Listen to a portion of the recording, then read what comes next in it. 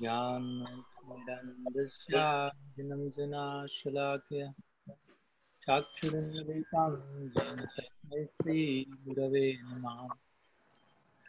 Nam Shrishmanumāpi Satchitam Yatrasarupam Rupam Tashagrajamurupudimmatam Dṛśāpatim Radha Kundam Girivaram Maho Radhikamadhavasam Prapto Yasya Pratita Gripaya Shri Gurum Tumnatusme Vancha Kalpatarubhyascha Kripa Sindhubhyaiva Patitanam Pavanebhyo Vaishnavebhyo Namo Namaha.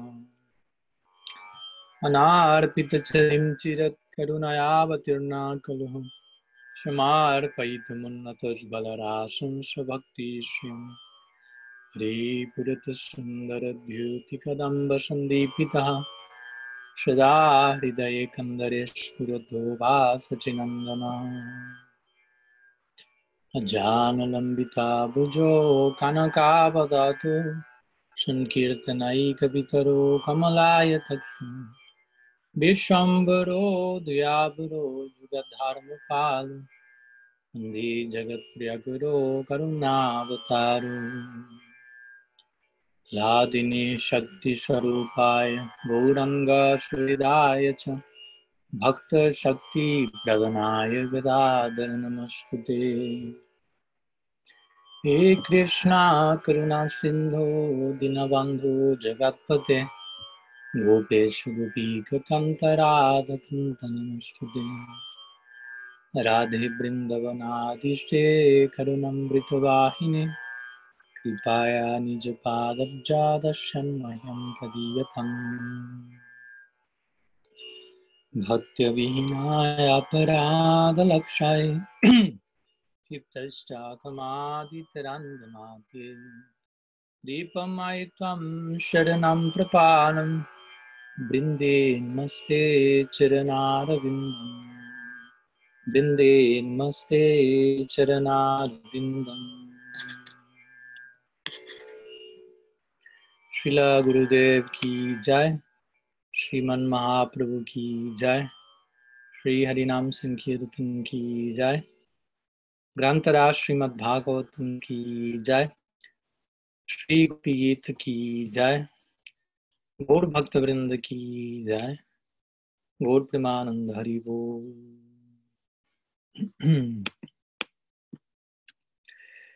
So good afternoon to all of you. Again, welcome. Thanks for being there present.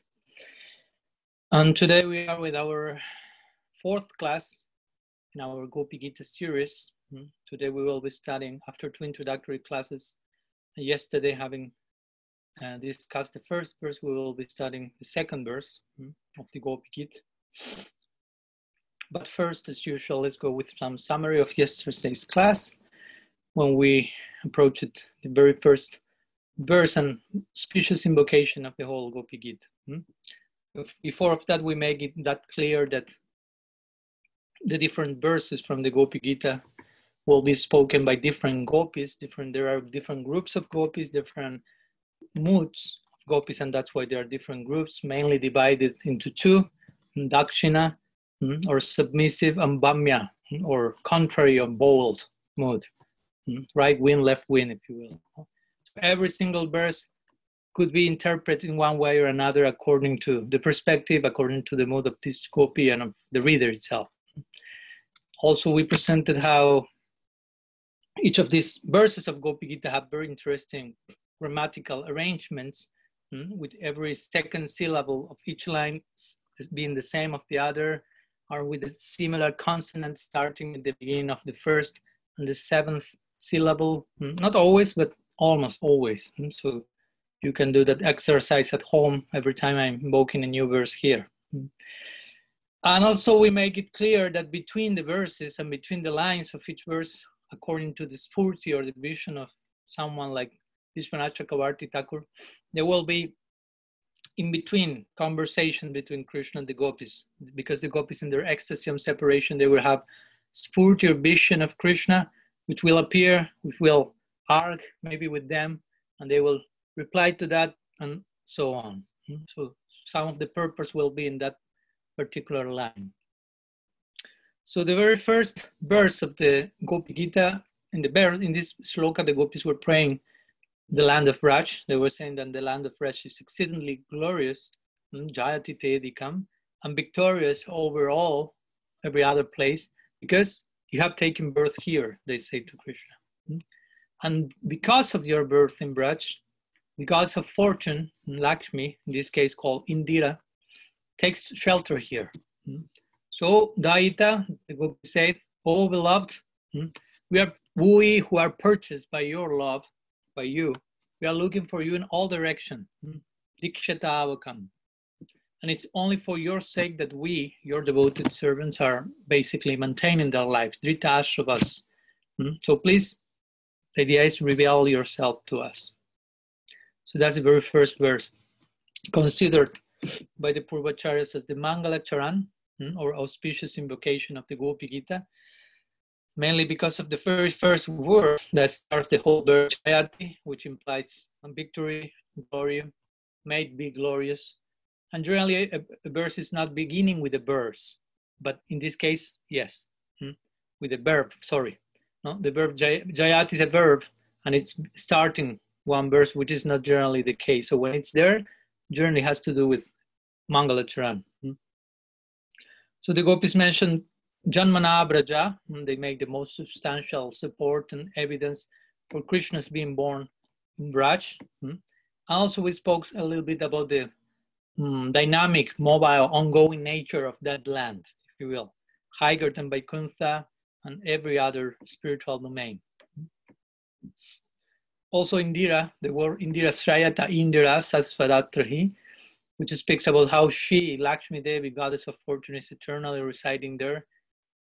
Ultimately has to do not only with Lakshmi, but with the Supreme Lakshmi of Golok, if you will, Srimati Radharani, which of course always residing there. And because of their presence, if you will, we can find, if you want to understand Indira as Lakshmi, okay, Vrindavan has more Aishwarya than even Vaikuntha. But because of the presence of Radha, that Aishwarya is totally buried under layers and layers of Madhurya, of intimate love. More than everywhere, more Aishwarya than in Vaikuntha, more Madhurya than in Vaikuntha and any other realm. In the second part of the verse, basically the gopis are saying to Krishna, we are dying because not so much that we are not seeing you. They do not want to make Krishna an object of their vision. Actually, they want Krishna to see them, because they were saying our beauty can leave us at any moment.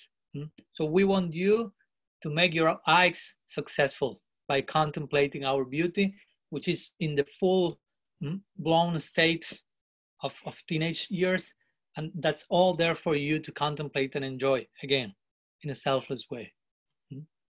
So they were praying, crying, imploring like this to Krishna.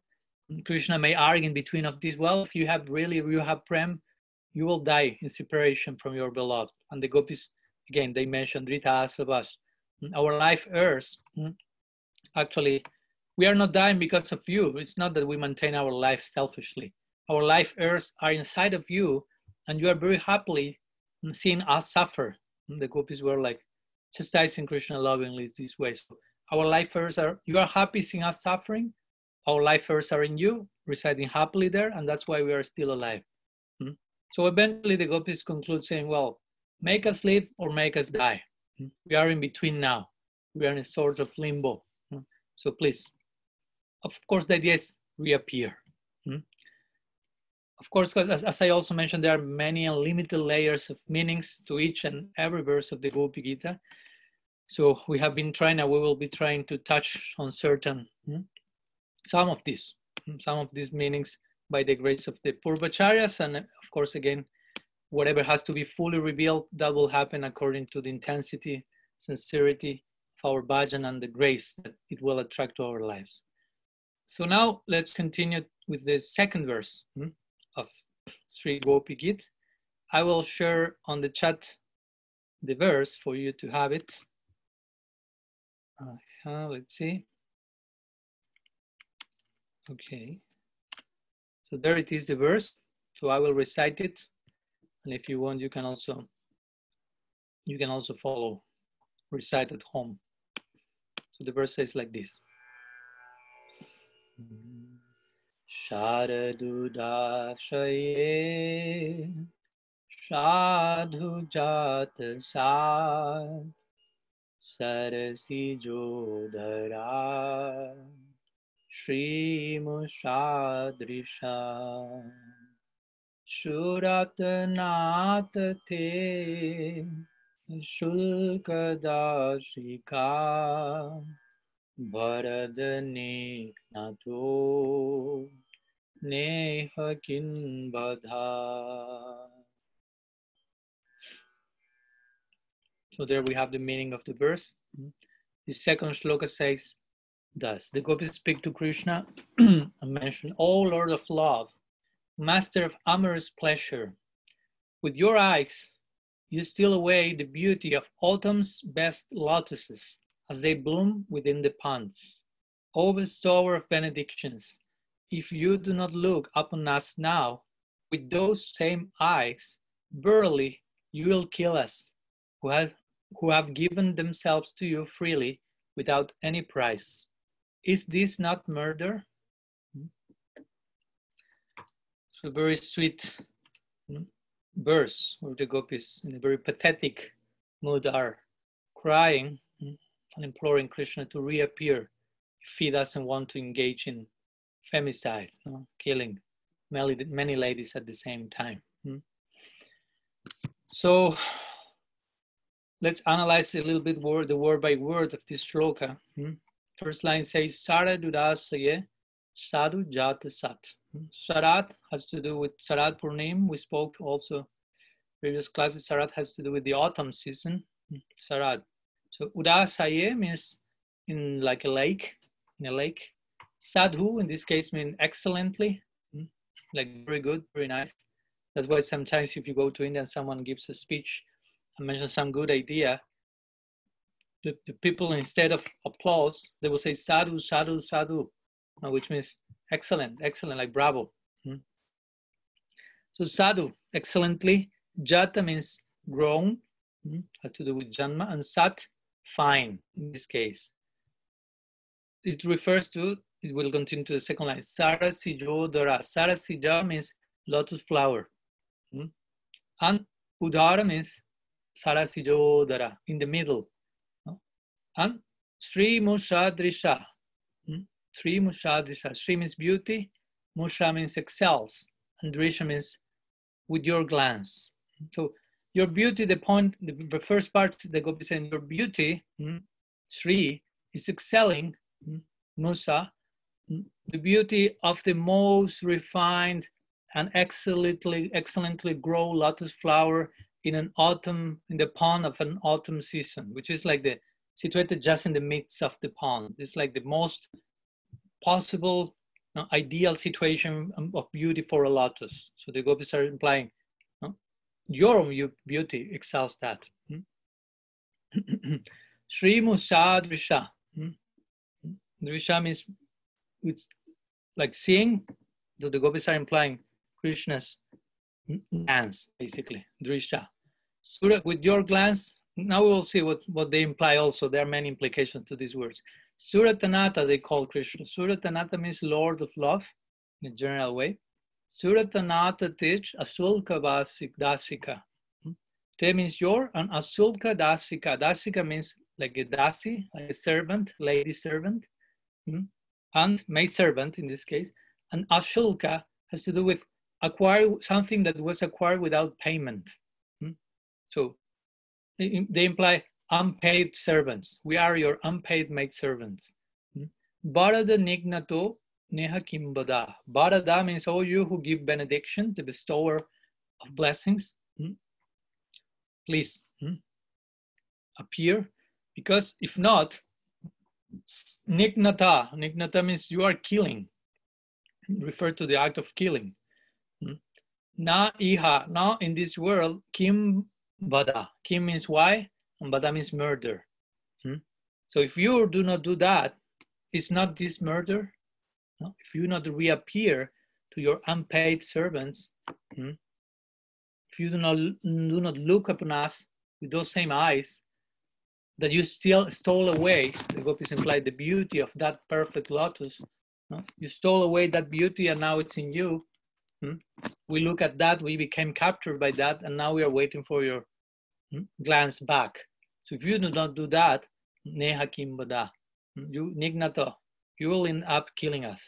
That's actual murder.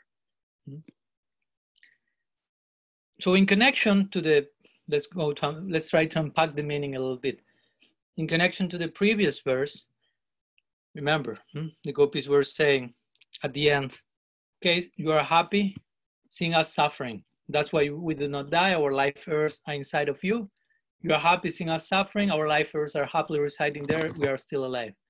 So if the gopis suggest this to Krishna, you are happy.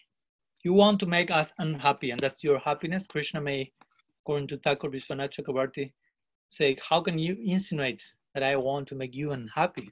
And here in this verse, the gopis are answered. There is some connection between one verse and the other, of course. So here the gopis are not saying only you want to see us suffer. They say you are killing us. So that's another level.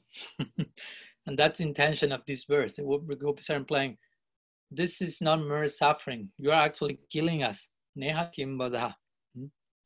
Because with your glances, you were begging us for amorous pleasure, as we spoke. With the sound of the flute, you were calling us, imploring to be saved. That you were dying in separation from us. So we were begging from us with your glances, with your flute, in so many ways, imploring that we may give you amorous pleasure, give you happiness.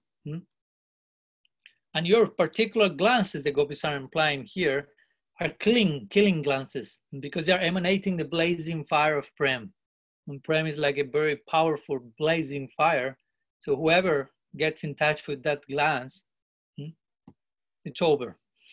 The gopis are implying this. No? So they say in a poetic way, in a very romantic, indirect way, if you will, that's the language of love. And this is the poetry of Madhurya Bhav, how a lover, lady lover will express in the aesthetic conception of rasa to the nayaka, to the hero.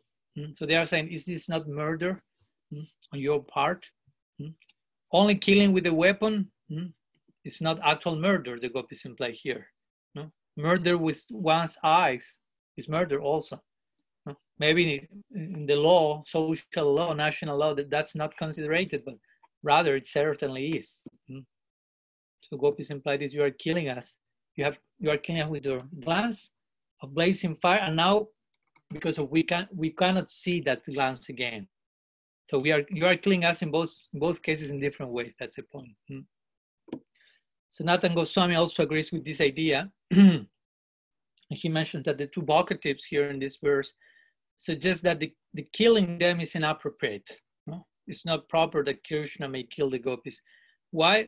Vara-da, the word here, giver of benedictions. The gopis take shelter in this name. They call Krishna vara-da, giver of blessings, because Krishna had given the gopis a boon previously in chapter 22 of the 10th canto. In the Gopi Vastra Harana Lila, after Krishna stole the clothes and all that, he said to this young girls, he said, you will enjoy with me in these upcoming nights. So he gave a blessing there, and the gopis were totally satisfied with that. But that blessing hadn't been fulfilled yet. Also, the gopis use the word surata-nātha, which generally has to do with the idea of Nātha means like master or surateshwar, like the lord of surata. Surata generally is translated as love or love making. So as a pun, the gopis are using this vocative, surata-nātha. There are two vocatives, as I say, vara-da and surata-nātha, the two addressing of the gopis to Krishna. So when Krishna calling him, you give it up blessings as God of love, they imply you still in us the desire And you gave us the boon for that desire to be fulfilled. So the desire that already was there was made stronger.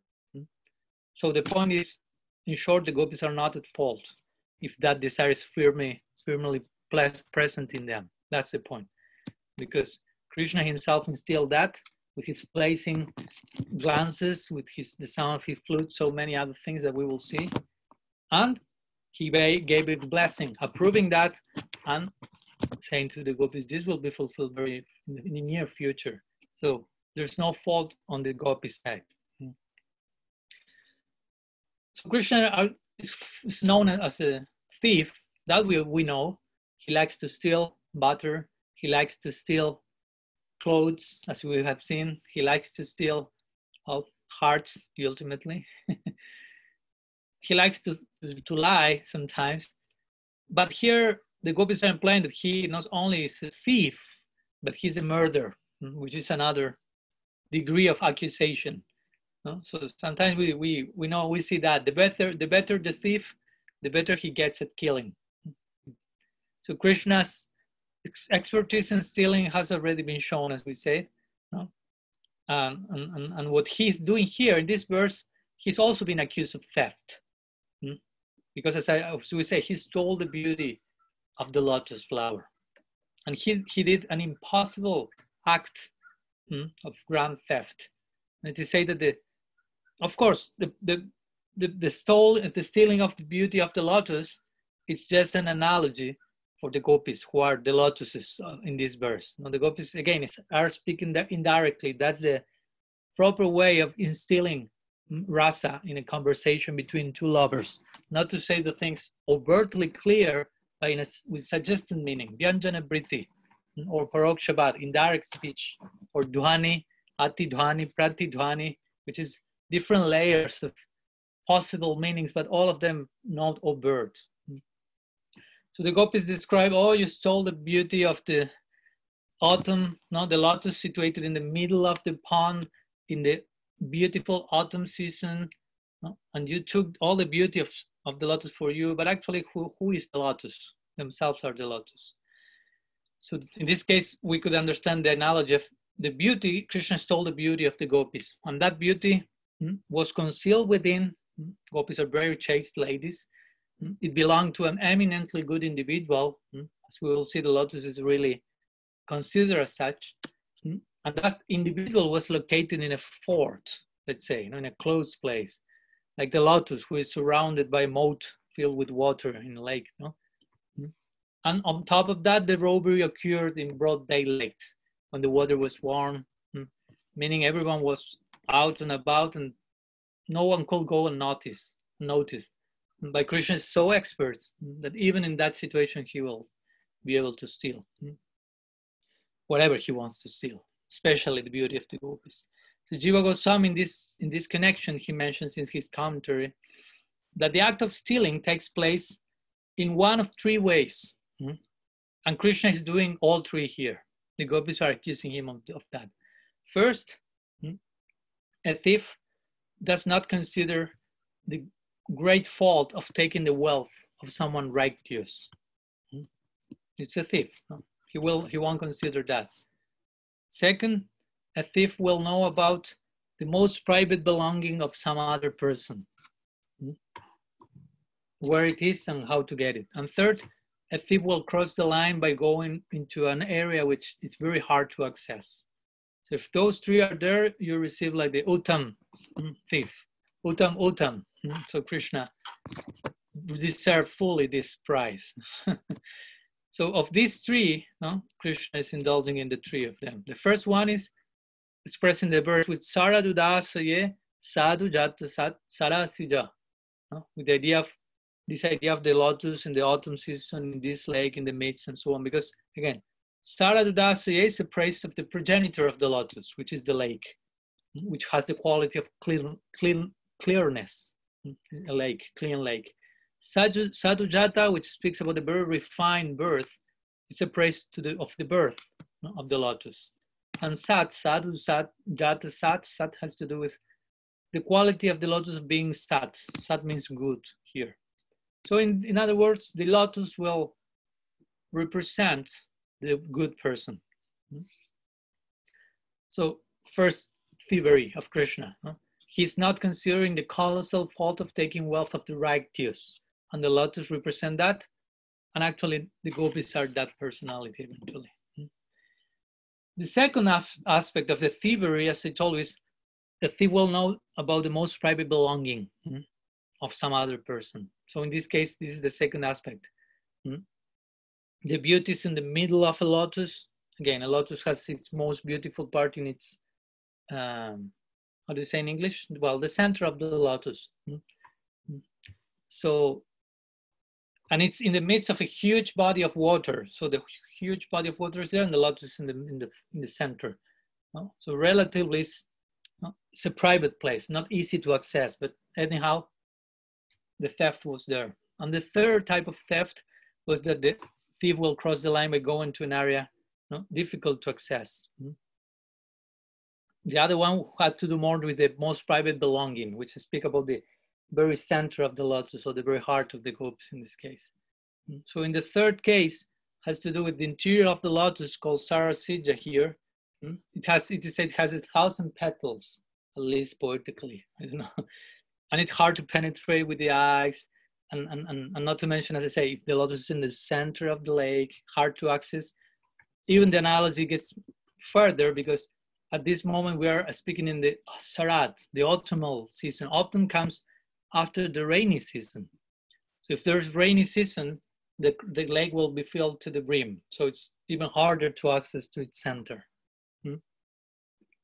So the gopis are creating very poetically this analogy of her beauty, their beauty, the lotus, and how Krishna, as Madhusudan sometimes is the example, he's like a bumblebee. Madhusudan is also bumblebee, who went to these lotuses, these flowers, took all the nectar, all the pollen, and ruined all the pollen and just left, and for never appear again. So the gopis are implying this. You have ruined but such an act of thievery our happiness in this world and the next. And we are not your property. They present this idea. Of course, they are his, but in the context of amorous chastisement, they will imply this.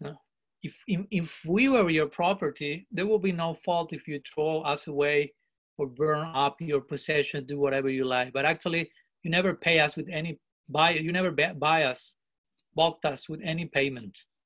You never accepted us in marriage. We are just, as they say, a śulka-dāsikā. We are unpaid servants, maidservants. We have offered ourselves in a very selfless way, with no expectation of reward other than your association, risking everything in between, and you are not even looking upon us. So the gopis are like very expertly presenting the case in a very pitiful way.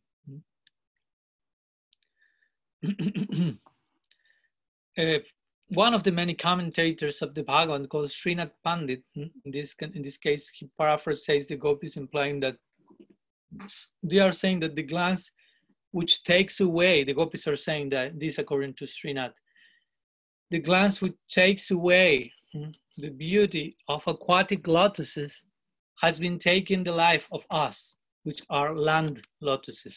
So they make the parallel here more clear, the analogy. The water lotuses and the land lotuses, the gopis. So you have been killing us with your glance, the gopis are implying, by stealing our life force, our hearts. But we still ask you to become visible. And which is the logic there? Well, there's one logic, one type of nyaya, which says the poison is the medicine for the same poison. So the gopis are between this dilemma. We are, your glances were, as we say, killing us, but we are now dying because we do not see that glance. Your glance have blazed in fire of prem, so that put us in fire, throw us into a forest fire. And now we are in another forest fire, not the one of desire instilled by your glance, but the forest fire of separation from you, from your glance. So the only thing that will save us is your glance, even though most probably when we see your glance, that fire will be further instilled. So that's the nature of transcendental love, as we know. It gives full satisfaction at the same time. it throws us into an ocean of transcendental dissatisfaction, in the sense that it can always grow, become more. That's the dynamics over there. Krishnadas Kaviraj will translate that in this Vipralamba, the situation is a mixture of taking like a poison, a very hot poison mixed with nectar, which you cannot stop taking, but it's burning you. But it's so sweet, you cannot stop taking it. Of course, be very careful of not comparing this with any experience we have had on this platform, because this is way beyond that. So we have to go there to fully understand what we mean with all this. Here, the glance of Krishna towards the gopis is in singular, interestingly, to point out that he has like a very special frame of mind when he's looking at them. In the singular has to do with looking with one eye, not like sidelong glance. So the point is, if just with one eye, with that he's creating what he's creating, what needs to be said about if he casts a glance with his two eyes, with both of them. So the gopis are speaking about the power, impact of Krishna's glance here. So the gopis are implying this with the example of the lotus. In the same way you stole the beauty of the lotus, by taking it in the mid of the day, in the mid of the lake, in the autumn season, and so on. Your glance of yours has trespassed into the private inner chambers of our hearts. We are such respectable persons of good upbringing, which we are completely inaccessible to common men. And you instead enter there, you stole the treasure. Sometimes it is said that gopis accused Krishna of sprinkling like a powder, which was like a standard technique of Vedic burglars. He was sprinkling a powder of bewilderment, madness. So, and he was able to steal everything he wanted to steal. His glance is compared to that, his flute, mohita, creating this bewilderment. So his thieving is making the gopis crazy. You're accusing him of this. So the gopis say, you freely turn over the treasure of our intimate love, our life first. You have everything with you now. So we are dying now because all our treasures has been taken away. Our very lives are taken away. All of that is with you. So we want you back. If you do not agree to appear, well, by this theft, you are willingly accepting the sin of killing thousands of women. So that's a big crime. Gopis are trying to steal some fear, some guilt in Krishna now. And so out of fear of the consequences of such a sin, serial femicide, you should reveal yourself to us. And so somehow or other, they are trying to invoke Krishna's presence, by hook or by crook, they say. So, of course, the idea of all these verses, you should show up again, appear before us. Sridhar Swami, the ancient Bhagavad commentator, makes this point in his commentary. Now that as long as the context allows, the word tvaya dṛśyatam, which was present in the previous verse, tvaya dṛśyatam means you should show up. As long as the context allows, this idea should be added to every verse. That will be the implication of all of the verses in this Gopi-GITA, basically. You should show up for this reason, from this perspective, but unanimously the gopis are implying this. So interestingly, as we see, the mood is particular here because the gopis are openly expressing Krishna, you have to appear. But generally in the texts regarding the moods of prema, rasa, this Alankar Shastra text of ornamentation and poetry, generally, the moods of love first arise in the nayika or the heroine, and then in the nayaka or the hero. But it is said that the heroine does not approach the hero to express her feelings first directly. Rather, the hero will approach first, and the heroine then will reply to him. But in this case, situation is opposite, reverse. Krishna is not making any advance. He's just hidden behind the tamal tree. He's silent. He has disappeared from the gopis' presence. like if he's rejecting such a meeting. So in this case, particular extraordinary case, the gopis in separation, they're repeatedly appealing to him without any shyness in one point. Although they are speaking indirectly, at the same time they are expressing their hearts openly in full kirtan, as they cannot do in their daily dynamics in the brush with their families and so on. Also, the gopis here invokes again the word Sri. They say sarasijodara-śrī-muṣā. Sri means beauty, and this is connected to the lotus. Remember, lotus is the whole Hindu tradition is like a symbol of beauty, and especially the autumn lotus it is said it's especially beautiful. The most beautiful lotus is in the Sharat season. So here the gopis are comparing the beauty of the lotus with Sri. Sri also means Indira, which was mentioned in the previous verse. Lakshmi. Lakshmi will be invoked in many verses of the GOPI-GITA. She's the consort of Bhagavan Narayan, the goddess of fortune. So for particular reasons, the gopi will invoke her presence. So Sri could mean beauty, and Sri could mean Sri, in the case of Lakshmi in this case. So it is said that in the same way that Krishna steals away the beauty of the goddess of fortune, and somehow rather remains with him, it is even that Krishna has the goddess of fortune in his chest in the form of the Sribats, the mark, which is like a tuft of golden hair on his chest. It is said that Guru Maharaj mentions in his ecstatic Vedanta, Krishna steals away the beauty of the goddess of fortune. In the same way, those upon whom he bestows his glance are truly beautiful, implying gopis have the topmost beauty because Krishna is merely looking upon them, even though it seems he's not appearing. He's looking at them very attentively. He's hearing them very attentively here.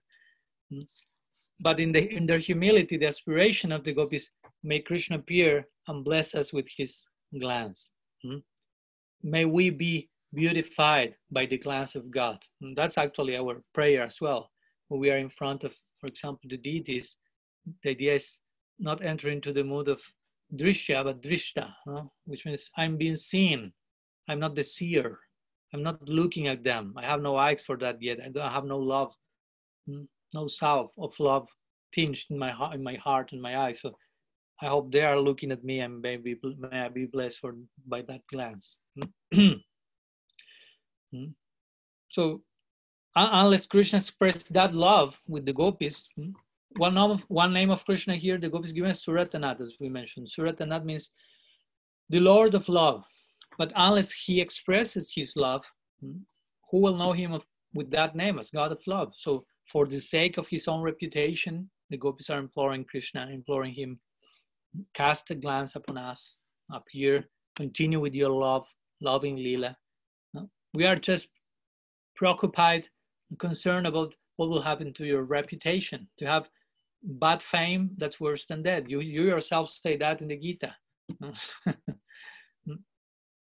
So let's go a little bit with this word, surata-nātha, which is a very interesting term, a very interesting name that the gopis choose for addressing Krishna. Again, surata-nātha. Nath means Lord or Master, and surata means generally love in a very generic way. So let's go to the not so generic meaning and the most confidential in between the lines purport.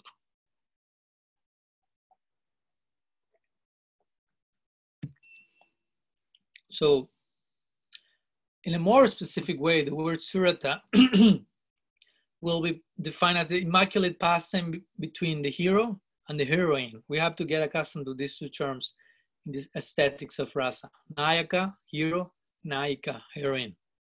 Krishna and Srimati Radharani. So the immaculate loving pastime between these two in their solitary meeting is called surata. So su means special, as you may know, and rata means like, how do you say in English? Like intermingling, with great attachment. So a very special intermingling with great attachment. That's the meaning of between the hero and the heroine, surata. So as you see, you cannot just translate surata as love. Sanskrit is a very deep language to just translate every word in just one word of another, any other language. So this intermingling of the transcendental Nayaka, Nayika is so complete, so extraordinary, that in this fusion, they become one. In one sense, in their experience is that any difference becomes indiscernible at one point. And this is why this verse is referring thus to the meeting of Sri Radha and Krishna, when they unite to become one. Heart, body, soul. So you're uniting in this way is called Sambhog Lila. Again, this is the idea that we always mention. Uniting means you and I become we. We try to leave aside our own sense of self and fully become the other one. So some surata implies that type of deep union, erotic union, as we spoke the other day, the meaning of erotic according to Eric Fromm. To connect from the core of my being to the core of your being in the deepest possible sense, and to a point that even though it is one and one, there are two people there implied, that's so deep that it's embracing the whole creation, the whole of creation. Everyone becomes part of that union. Also, interestingly, the word Natha, that's the very beginning of the description of surata-nātha. So Natha means Lord, but surata, apart from what we say till now, Natha means Lord. But Natha also sometimes means to beg, refers to the act of begging. So surata-nātha means, could mean in that sense, he who begs for amorous union with his glance, dṛśā. He who begs Natha for surata, for amorous union with his glance. So when the gopis are using this term, remember every name they pronounce for Krishna has a particular meaning, the same way like on another level, every time Arjuna was addressing Krishna in the Gita with a particular name, there's a nice study about the different names of Krishna and Arjuna in the Gita and why every name was picked specifically in the particular circumstance of the dialogue and so on. This is the same case here, of course, in a deeper way. The gopis choose, without thinking about it, but in an intuitive way, different specific name of Krishna flow in one direction or another. So in this case, the gopis are addressing Krishna, meaning with your sidelong glances, we were begging us for surata, for loving union. And by doing so, you transmitted that same desire for surata to our hearts. So we became mad because of that. We fully identify with your desire. It became our desire. And now we are now here going crazy, trying to satisfy our desire, which is actually your desire. So in that state of madness, basically, the gopis imply we are being deprived of any ability to discriminate between what's right, what's wrong, good or bad. We have just thrown everything out of the window, running behind your flute song, and we are here now. So we are here now. We are ready to give you whatever you were begging from us. So appear, again, that's the conclusion. So surata-nātha means you are a beggar for romantic interaction. So here we are. So Natha means master, lord of this type of love, beggar, and also has a third meaning, Natha, which is giver of great calamities and distress. So this is another possible meaning of the verse. We see there are so many possibilities here with one single word that of course affect the rest of the verse and the other words. So giver of calamities. With this, the gopis are implying you ignited our desire for this special meaning, as we already said. So we went mad for that. So now we are in the midst of our surata lila. We were together with you, enjoying romantically. You suddenly disappeared. So that means you're a giver of calamities. Now, in the topmost joyful moment of union, you just suddenly disappeared. That makes no sense, the gopis imply. Sometimes examples are given to understanding this point, like someone, I don't know, person who is hungry and is about to take a meal finally after so much time, and suddenly a monkey comes and snatches his plate away and disappears. such disappointment will be experienced there. So similar, some example regarding that. But as we mentioned, even though it seems that externally the gopis are blaming Krishna, putting responsibility on him, eventually in the deep sense of the term, actually they are taking full responsibility for the whole situation. They are not concluding that the fault lying with Krishna himself.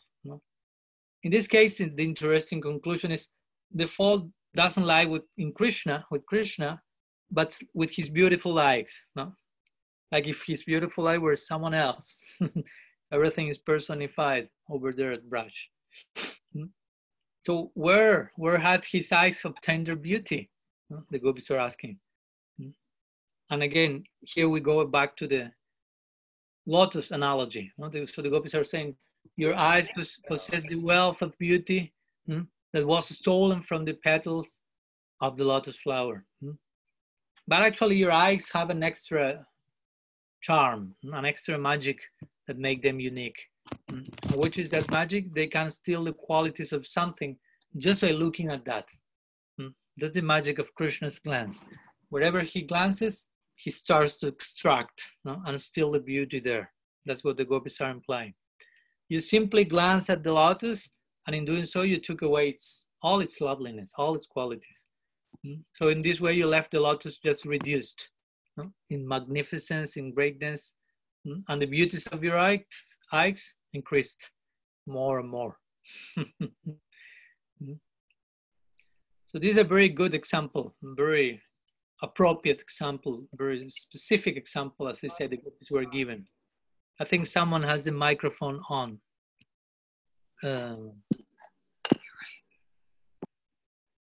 So Jiva Goswami, in this connection, he speaks about the specificity of this example. Again, he's saying the eminence of the time of origination of the lotus is shown with the word śarad, which has to do with autumn season. That speaks about the eminence of the birthday, if you will, the birth time of the lotus. The time, the place of origination of the lotus is there, udāśaye, in a pond.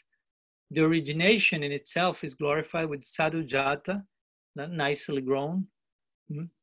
Also, it's glorification of the species and of every single one of those lotuses with sat, which means fine, and even of its interior of the lotus with the word udara. So the conclusion is the highest possible stage of splendor that a lotus can attain is thus illustrated. So the point is, Krishna belittles even Lakshmi, Sri, with the beauty of his glance, which steals the Sri, the beauty of that kind of lotus. So there are many poetic implications, very beautiful here. The gopis lovingly again are accusing Krishna of a thief. You're stealing the beauty of everyone just with your glance. You're stealing with your glance, you're killing with your glance, you have a killing glance. And actually not only your glance, but which of your possessions have you not stolen? The gopis are implying here. Now you stole the beauty of the lotus with your glance, the beauty of Sri Lakshmi. You stole the beauty of the new rain cloud, and you made it your luster. Your luster has been stolen from the rain cloud. In the Rasa Lila, we saw you dancing, but you stole that dance from the peacock. You saw him dancing, you inspired by him. You look at him, you extracted his artistry, and now became your dance. So from this, the gopis imply we can understand that you can easily steal everything, so you're a very expert thief. Hari. If you say that Hari, one of the meanings is thief, expert thief. And that's Krishna's favorite name. The Brajavasa's favorite name of Krishna in Vrindavan, because all of them are at every single moment having this experience. He's stealing our hearts more and more. That's the ultimate thing. He's stealing everyone's heart there. So the gopis, again, by giving the analogy of the lotus, they're implying ultimately for themselves, it's not easy to steal our hearts, which are like this lotus, perfectly guarded, because we are always protected by our relatives at home, our parents, brothers, husbands, sisters-in-law, mothers and fathers-in-law. We already spoke about the dysfunctional environment that Srimati Radharani has at home, and how she has to overcome all these obstacles every single day in order to meet with Krishna. So they are really guarded there. So the gopis were saying this, our shyness, our hearts are really well protected by our relatives. And also they are protected by our own patience, chastity, qualities. But anyhow, you are a thief. So you went straight into the inner chambers of our heart without any consideration. You captured us. So, but it was not you, the one who entered our heart. It was your glance. The gopis make this point. Through your glance entered into our glance and went straight to the heart and plundered everything there. So Krishna is a thief, as this famous nice story that Guru Maharaj shares from Srila Bhakti-Raksha Goswami. These two policemen in India, some was saying, I think it's a problem that our God is a thief because, well, we are policemen. So the idea is no thieves here. So we are worshiping a God who is a thief, Hari. So, and the other thieves, and the other policemen say, no, it's not a problem. It's the greatest blessing because a thief doesn't care for high walls, locked doors, so on. He will go and take what he wants to take. So those high walls and locked doors are the ones that we have established around our hearts. So our hope is that Krishna is an expert thief and he will trespass all these obstacles that went right to our heart and take our heart. So this is basically what the gopis are. They are praising Krishna, even though it seems they are criticizing him. They are glorifying his capacity for going straight to the heart, right to the Bhavagrahi Janardana. He likes to take the essence of everything. Gopis also say, well, between your eyes and the lotus, even though you stole the beauty of the lotus, there is some difference. And the difference is that the lotus always look the same, but when we look at your eyes, we see that your eyes contain newer and newer charm, allurements at every moment. So they gave an example, an analogy of the lotus, but always, of course, analogies are limited, especially when we want to speak about the beauty of Krishna's glance. But the gopis are mentioning this, what they see in his eyes. They make eye-to-eye contact, and the gopis enter in touch with an eternal becoming of beauty and allurement. So that's not found in the lotus at all. So actually they imply there is a difference between yourself and the lotus. So the gopis basically conclude saying, well, we are here, your unpaid servants, śulka-dāsikā. So we have become your unpaid servants because your eyes were begging for our hearts. So we just run behind that. We have not begged, but your eyes were begging again and again, doing this madhukari. Give me your love, give me your love, give me your heart, give me your romantic moments. So we felt silent, the gopis say, no? When someone felt silent in the midst of this type of begging, it means you are accepting the proposal. So the gopis were saying yes in silence. No, silence is a secret language also. Krishna said that in Bhagavad. Of secret speech and silence. Confidential meanings are going on in another platform. So the gopis present themselves as śulka-dāsikā, unpaid maidservants. Why they are saying that? Well, gopis had a long list of arguments to present Krishna in this direction. You say, first of all, have you ever given us anything for our services? Never. Of course, they are not asking, they are not attached to a fruit of a result, but they are in the dynamics and the context of Leela and the rebuking of the lover. They expressed all the things between the lines in this verse. First of all, you have not given anything to us for our service. Second, have our parents given ourselves to you in marriage? No. Our parents could have given us to you in charity, even if we were never willing to marry you, which is not the case. But the gopis are turning their eyes in this case. Although we were never willing to marry you, that's not true, but they're doing that, they're saying this in this dynamic. Our parents still could have given us to you in charity. thinking it could be best for us, but they never did this, so we are still unpaid. And third, even if we had wanted to marry you, and we were not given to you by our parents, we could have had a Gandharva style marriage, which is like not official thing, exchange of garlands, as Guru Maharaj mentioned, based on infatuation, the most popular and recommended type of marriage for Kali Yuga. So we will have simply exchanged garlands with you, but you have not performed that Gandharva marriage either with us.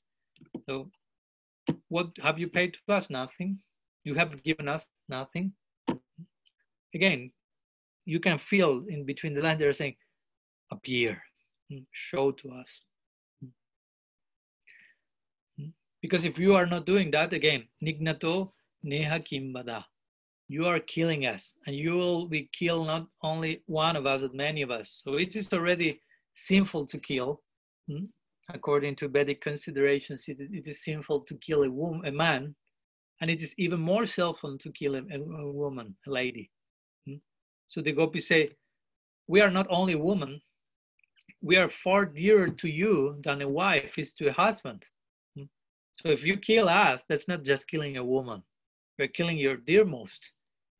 So by killing us, and we are not only one, so we are so many. So by killing all of us, but by not appearing, you are actually engaging in the most heinous act.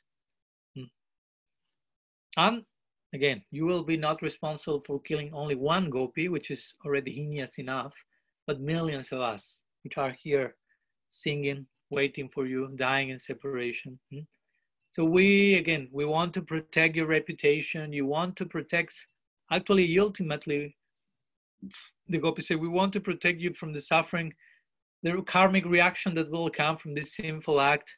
So please come back, return the wealth of surata that you stole from us, the wealth of loving romantic love. If not, you will be engaging in serial femicide.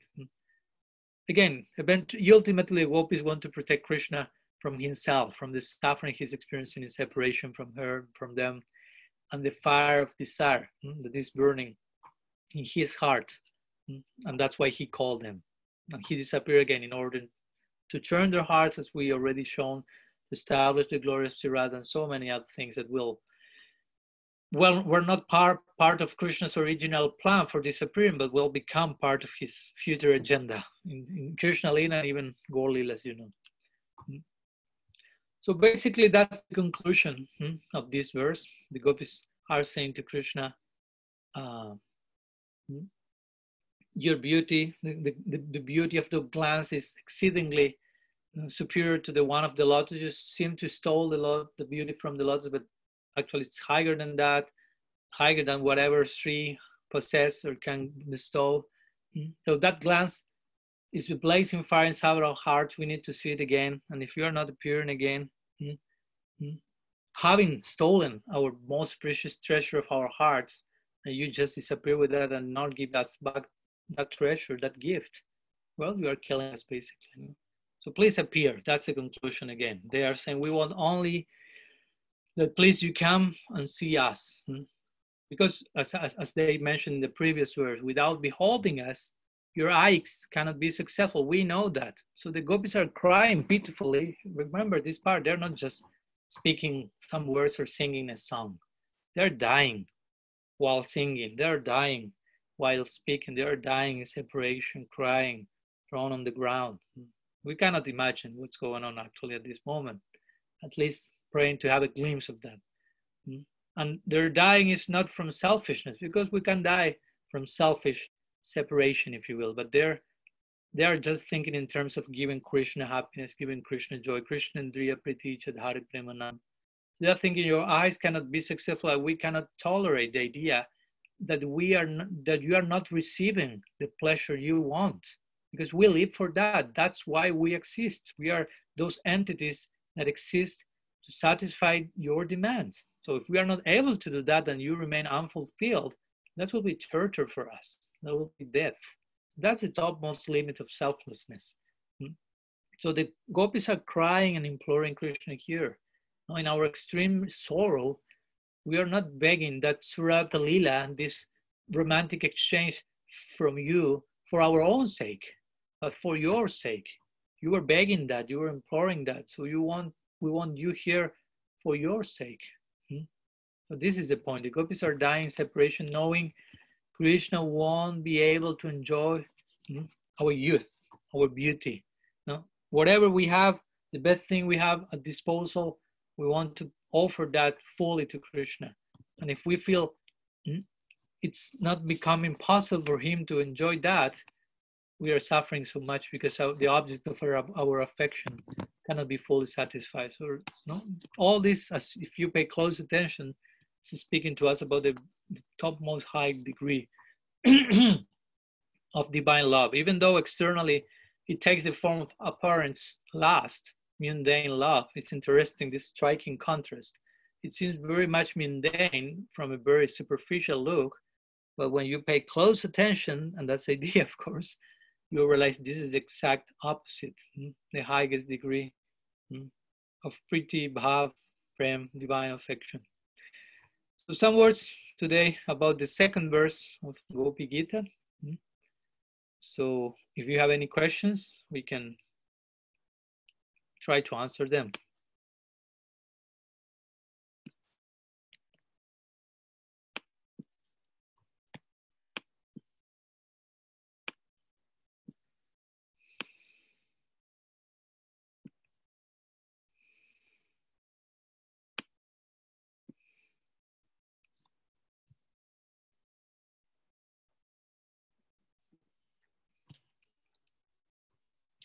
No questions?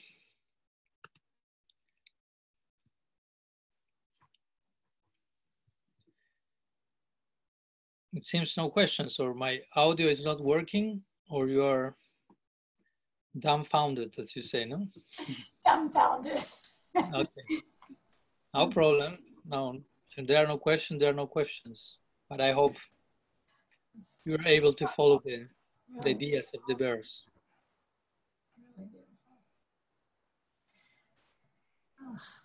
Okay. So we will leave here today. Thank you very much for your time. And we will see you tomorrow. We will be discussing the third verse of Gopi-GITA. So thank you very much. Srila Gurudev ki jai, Sriman Mahaprabhu ki jai, Shri Harinam Sankirtan ki jai, Grantharaj Srimad Bhagavatam ki jai, Shri Gopi-GITA ki jai, Gaur Bhakta Vrinda ki jai, Gaur Premananda Hari Bol. Panchakalpatarubhishya kripa sindhubhyaiva cha patitanam pavanebhyo vaishnavebhyo namo namaha. Ananta koti vaishnava vrinda ki jai. Gaura Hari Bol.